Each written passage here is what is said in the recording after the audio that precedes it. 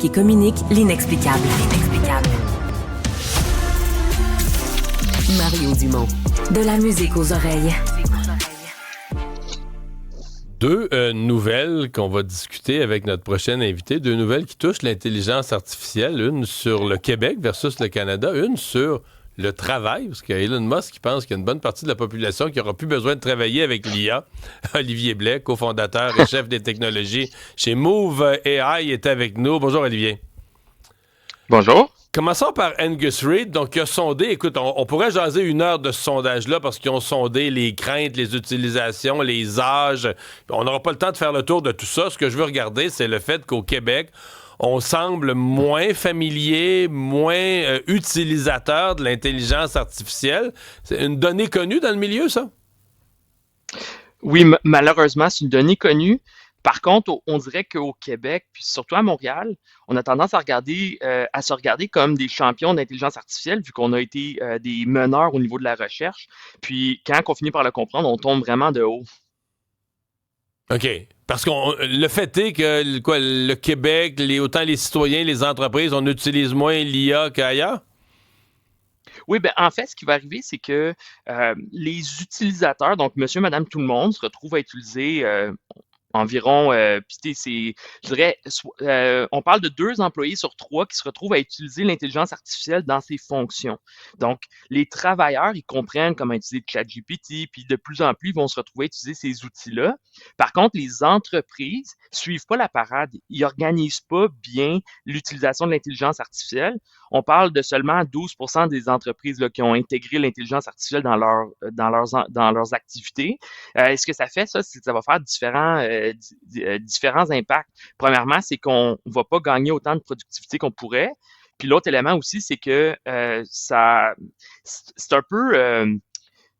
peu tout croche dans les entreprises. Les gens, ils font ce qu'ils veulent, ils font ce qu'ils peuvent avec l'intelligence artificielle, mais il n'y a pas vraiment une culture autour de la donnée qui est créée. Là. Mais il me semble que ce problème-là doit exister ailleurs au Canada ou aux États-Unis ou en Europe aussi. Comme c'est nouveau, puis ça arrive, c'est émergent. Est-ce que c'est pire au Québec? La question, c'est un peu le pourquoi. Là. Qu'est-ce qu'on a raté ou qu'on est en train de rater comme virage? Si on lit Angus Reid, c'est comme si au niveau des citoyens aussi, on est un peu plus méfiant. Oui, en fait, il va y avoir 3 facteurs. Le premier facteur, c'est parce que on a peur du risque. Et ça a été documenté au Québec, particulièrement, mais au Canada aussi. On a plus peur de faire des erreurs. Donc, ce qui va arriver, c'est que globalement, on se retrouve à innover beaucoup moins que par exemple, nos voisins du Sud. Indéniable. Donc, on est vraiment plus, on va dire qu'on est souvent des suiveurs, mais je dirais qu'on est beaucoup plus à la traîne.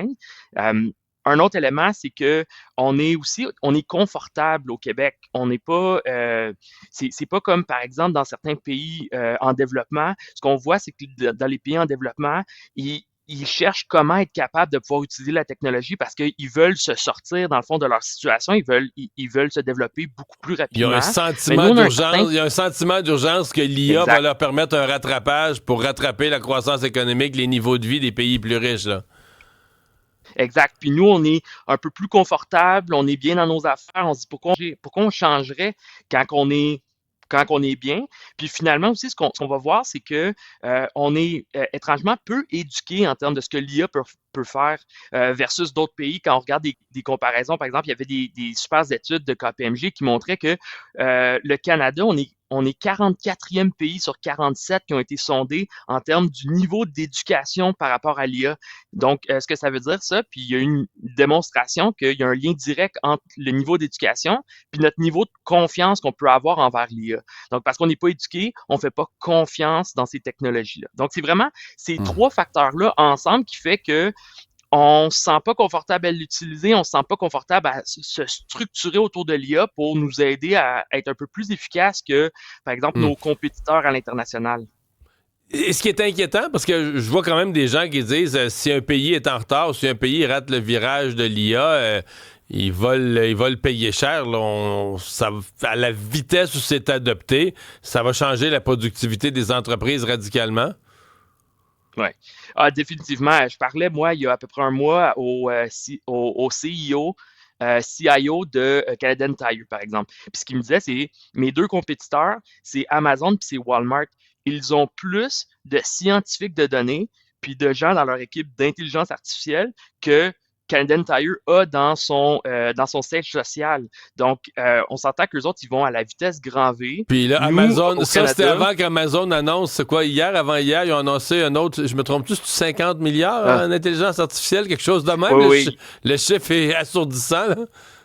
Non, exactement. Eux autres, ils investissent beaucoup.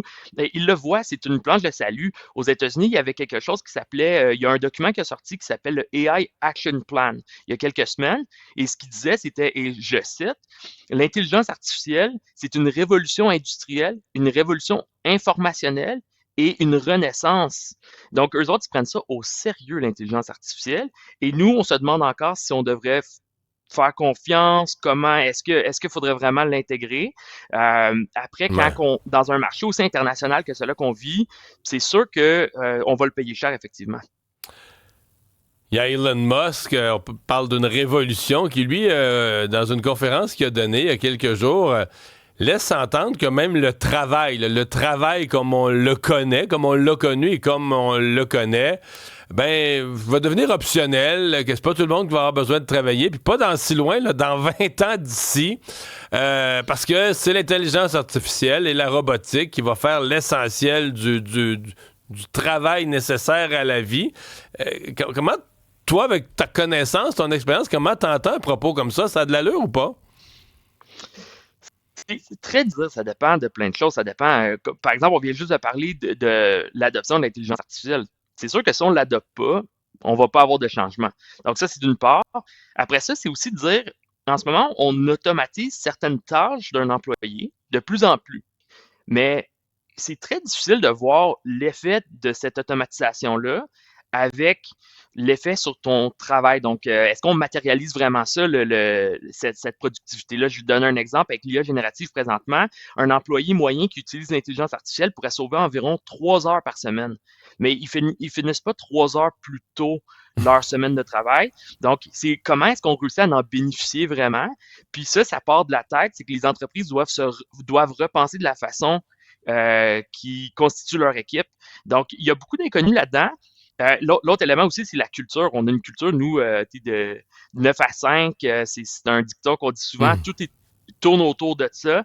Donc, je pense, ça risque de pas être cette génération-ci, mais probablement les futures générations qui risquent de tomber dans ce moule-là plus facilement parce qu'en ce moment, on est programmé à travailler.